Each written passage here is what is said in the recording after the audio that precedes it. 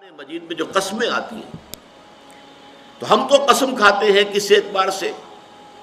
کسی عظیم شے کی قسم کھائیں گے، اللہ کی قسم، قرآن کی قسم وغیرہ. لیکن یہ کہ ظاہر بات ہے اللہ تعالیٰ سے عظیم تر تو شے کوئی ہے نہیں. اللہ جب قسم کھاتا ہے تو اس میں عظمت کا پہلو نہیں ہوتا. ہمارے ہاں مفسرین نے اس معاملے میں خام خواہ محنتیں کی ہیں. والتین والزیتون، انجیر اور زیتون پر قسمیں کھائی گئی ہیں، تو اب اس کے حوالے سے انجیر کے خواص کیا ہیں، فوائد کیا ہیں، طبی طور پر کیا اس کے اندر جو ہے وہ مفادات ہیں، فوائد ہیں. حالانکہ یہ چیز نہیں، بنیاد جو ہے صرف شہادت. اللہ کی قسم بھی ہم جب کھاتے ہیں تو کیوں کھاتے ہیں؟ کس بات پر کھاتے ہیں؟ اپنے کسی سٹیٹمنٹ پر اللہ کی قسم کھاتے ہیں کہ میں اللہ کو گواہ کر کے کہہ رہا ہوں کہ جو کچھ میں کہہ رہا ہوں یہ ٹھیک ہے، یا کسی وعدے پر اللہ کی قسم کھاتے ہیں کہ اللہ کی قسم میں تمہاری یہ بات پوری کر دوں گا. تو گویا کہ مقصود کیا ہے؟ گواہی. اللہ گواہ ہے، اللہ کو گواہ کر کے اللہ شہید بیننا و بینکم، اللہ گواہ ہے ہمارے اور تمہارے مابین. تو قرآن مجید میں جو قسمیں اللہ نے کھائی ہیں ان میں مجرد شہادت ہے پیش نظر، اس میں عظمت کا پہلو نہیں ہوتا. اس لیے کہ یہاں قسم کھانے والا عظیم ترین ہے، اس سے عظیم تر تو کوئی شے ہے نہیں. اب زمانے کی گواہی کیا ہے وہ میں آپ سے عرض کر چکا ہوں. پوری انسانی تاریخ کا جو بھی چشمدید گواہ ہے وہ زمانہ ہے. یہ زمانے کی چادر سورہ اعراف کے اندر آپ اس کو دیکھیں گے. پہلے وہ تخلیق آدم وغیرہ کا ذکر ہوا ہے، اس کے بعد قیامت کا ذکر، اور اس کے بعد جو کچھ ہونا ہے جنت والے اور دوزخ والے اور اصحاب الاعراف ان کا قصہ ہے. یہ تو گویا کہ دو انتہائیں ہو گئی، ابتدا انتہا. اس کے درمیان پھر شروع ہوتا ہے حضرت نوح کا معاملہ، حضرت ہود کا، حضرت صالح کا، حضرت لوط کا، حضرت شعیب کا، اور پھر بڑی تفصیل جو ہے حضرت موسیٰ علیہ السلام. یہ سب تاریخ ہے. یہ زمانہ ان تمام چیزوں کے تہذیب ابری چھا گئی دنیا میں، پھر ختم ہو گئی. یہ سارا عروج و زوال اس زمانے نے اپنی آنکھوں سے دیکھا ہے. یہ چشمدید گواہ ہے.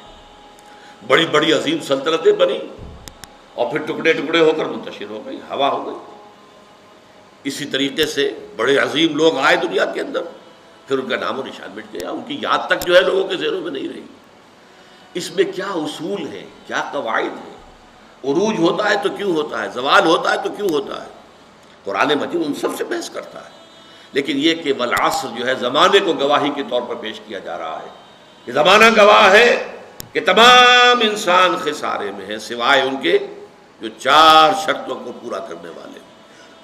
اس میں جیسا کہ میں نے عرض کیا تھا پچھلی نشست میں، چونکا دینے کا انداز بھی ہے.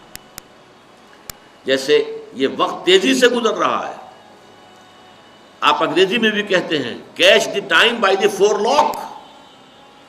وقت کو اس کے ماتھے کے بالوں سے پکڑ کے رکھو، کیونکہ یہ تو تیزی سے چلا جائے گا. اور یہی ہمارا اصل سرمایہ ہے. اسی میں کچھ بنانا ہے، اسی میں کچھ کرنا ہے، اسی میں کچھ کمانا ہے.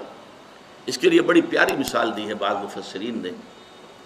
ایک صاحب نے اپنا مشاہدے کی بنیاد پر لکھا کہ میں ایک دفعہ شام کے وقت ایک بازار منڈی اس میں سے گزرا تو میں نے دیکھا ایک برف بیچنے والا بہت چیخ چیخ کر اپنے برف کو بیچنے کے لیے لوگوں کو متوجہ کر رہا تھا. اس کی حالت جو تھی وہ بڑی ڈیسپریٹ. وہ کیوں انہوں نے سوچا؟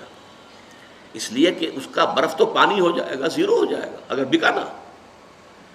کوئی بساتی ہے، اس کا سامان ہے، نہیں بکا ہے، کوئی بات نہیں، دکان بند کرے گا، اگلے روز آئے گا، وہ سامان تو اس کے پاس ہے نا.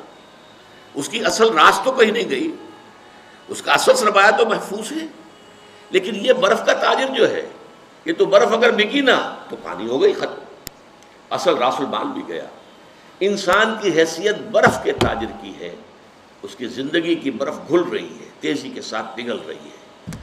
جس کو کہا ہے کہ شاعر نے بہت عمدگی کے ساتھ، غافل تجھے گھڑیال یہ دیتا ہے منادی، گردوں نے گھڑی عمر کی ایک اور گھٹا دی. عام طور پر تو ہم سمجھتے ہیں میری عمر پہلے 60 برس تھی، اب 61 ہو گئی، بڑھ گئی. بڑھی کہاں ہے، کم ہو گئی. اس لیے کہ جو بھی ٹائم اس دنیا میں ہے میرے لیے، اس میں سے اب 1 سال کم ہو گیا. 1 گھنٹہ جو گزرا ہے، 1 گھڑیال بجا، 1 گھنٹہ اور یہ 1 گھنٹہ میری زندگی میں سے کم ہو گیا ہے. غافل تجھے گھڑیال یہ دیتا ہے منادی، گردوں نے گھڑی عمر کی ایک اور گھٹا دی. تو یہ وہ چونکا دینے کا انداز ہے. Time is fleeting, catch the time by the four